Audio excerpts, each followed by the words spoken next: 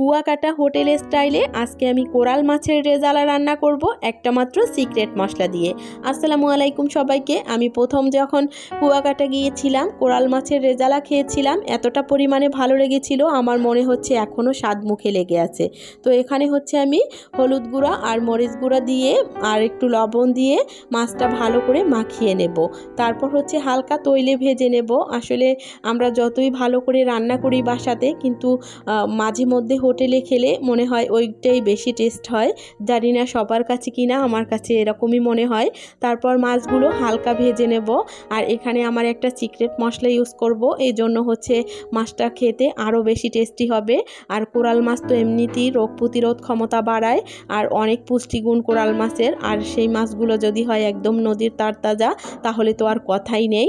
তারপর হচ্ছে হালকা মাছগুলো ভেজে এখানে এই যে আমার ভাজা হয়ে গেছে। তারপর মাছগুলো উঠিয়ে নেব। একদম কড়কড়া করে ভাজবো না, হালকা মাছগুলো ভেজে নেব। তো সব মাছগুলো যখন ভাজা হয়ে যাবে এক এক করে উঠিয়ে নিয়ে আমি এই ফ্রাই প্যানের ভিতরেই হচ্ছে রান্নাটা সেরে নেব। এখানে হচ্ছে একটা আস্ত পেঁয়াজ কুচানো দিয়ে তারপর এটা হচ্ছে আমি ভালো করে কষিয়ে নেব। আর এখানে 3টা থেকে 4টা কাঁচামরিচ দিয়ে দিয়েছি। কাঁচামরিচটা হচ্ছে আস্ত দিয়ে দিয়েছি।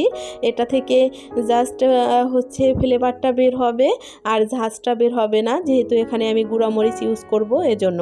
তারপর এখানে আমি 1 চামচ করে সব রকমের মশলা দিয়েছি, আদা বাটা, রসুন বাটা, জিরা বাটা আর পেঁয়াজ বাটা দিয়ে এটা ভালো করে কষিয়ে তারপরে যে আমার সিক্রেট মশলাটা 1 চামচ দিয়ে দিয়েছি।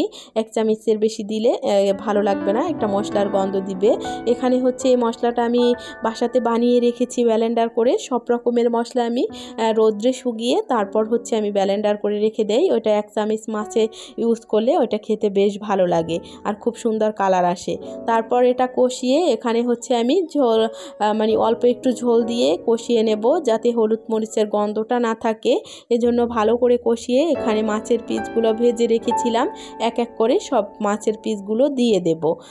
আর হচ্ছে আসলে ওই যে বললাম যে এই মশলাটা দিয়ে রান্না করলে খুব সুন্দর একটা কালারও আসে। তারপর এখানে আমি সামান্য পরিমাণে ঝোল দিয়ে দেব। আসলে দুপুরে গরম গরম ভাতের সাথে 1 পিস মাছ হলে আর একটু ঝোল হলে একদম তৃপ্তি সহকারে ভাত খাওয়া যায়, আর কোনো কিছুর প্রয়োজন হয় না। তারপর আমি ঢাকনা দিয়ে চুলার আঁচটা হাই হিটে করে দেব। আসলে মাছ বেশি জাল করতে হয় না, অল্প পরিমাণে ঝোল দিয়ে জালটা হাই হিটে করে দিলে ওই মাছটা খেতে বেশি টেস্টি হয়। বেশি জাল করলে মাছের স্বাদটা হচ্ছে নষ্ট হয়ে যায়। তারপর যখন ঝোলটা টেনে যাবে আমি হচ্ছে চুলার আঁচটা বন্ধ করে দেব। এই যে কাছ থেকে দেখিয়ে দিচ্ছি চুলার আঁচটা বন্ধ করে। মাছটা কিন্তু আমার হয়ে গেছে। আর ঝোলের ঘনত্বটা এভাবে হবে, একদম পাতলাও হবে না, একদম ঘনও হবে না। এভাবে 1 পিস মাছ নিলে আর 2 চামচ ঝোল নিলেই কিন্তু ভাত খাওয়া হয়ে যাবে। তো পুরো ভিডিওটা যদি আপনাদের একটু হলেও ভালো লাগে, অবশ্যই লাইক, কমেন্ট, শেয়ার করে পাশে থাকবেন পরবর্তীতে নতুন নতুন ভিডিও পাওয়ার জন্য। আর যারা নতুন আছেন অবশ্যই আমার পেজটাকে ফলো দিয়ে রাখবেন। আল্লাহ হাফেজ।